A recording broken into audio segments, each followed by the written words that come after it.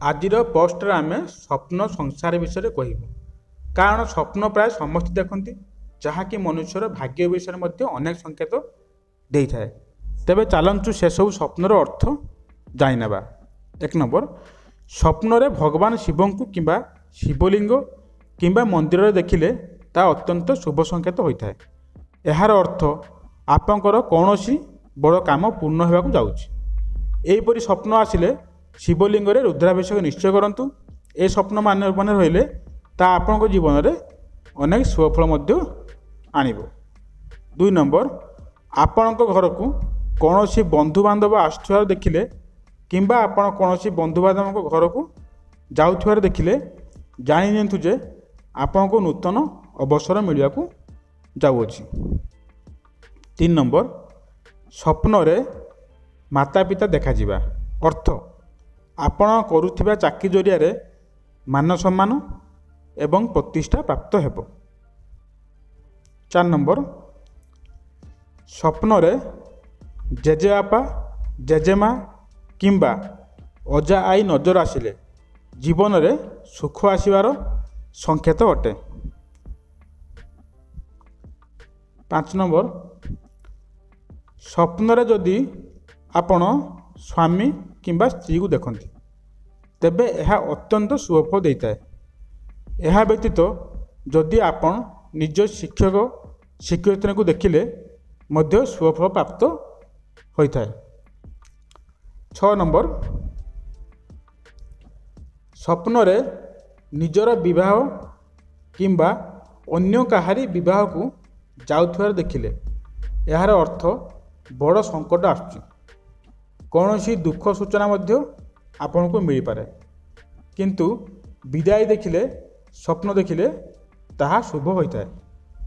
7 number स्वप्न रे बाघ देखिले ता शुभ अटे। तेणु जदि आपणक उपरे कौन सी समस्या किंबा कोर्ट कचेरी मोकदमा रही तार समाधान हो जिवो। स्वप्न रे गाई बाछुरी देखिले ताहा मध्य शुभ होता है एवं यह द्वारा व्यापार रे समृद्धि होता है। 8 नंबर स्वप्न रे कुकुर देखिया अर्थ कौन सी पुराणा बंधु मिलवा को जाउछि किंतु कांदुथिबार कुकुर देखिले ता अशुभ संकेत होता है। 9 नंबर जदि आपण स्वप्न रे कला नाग देखुचंती तेबे यह शुभ अटे। यार अर्थ आपण मान सम्मान सहित शत्रु उपरे प्रभाव विस्तार करिवे किंतु जदि आपण देखंती जे साप आपण को दांत देखाउछि एवं आपण को भयभीत होउछंती तेबे यह अशुभ अटे एवं यार अर्थ आपण को शत्रु प्रबल हो जाइछि।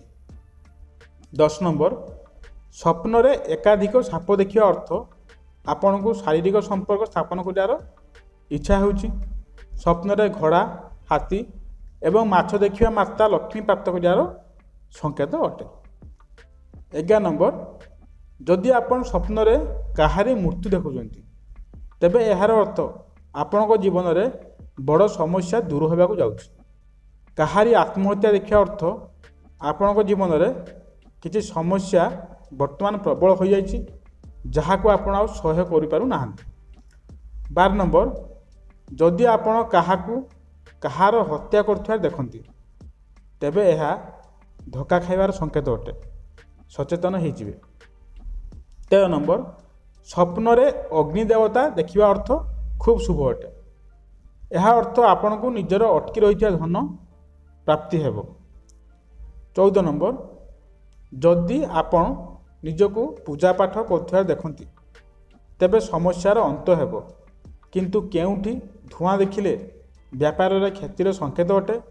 यह व्यतीत जलुवा दीप देखिले मध्य शुभ संकेत मिलता है।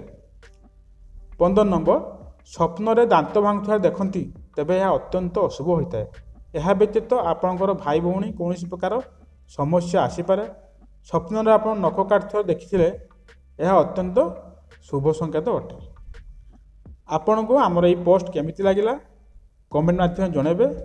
भल लागिले लाइक करिवे सब्सक्राइब करिवे। धन्यवाद।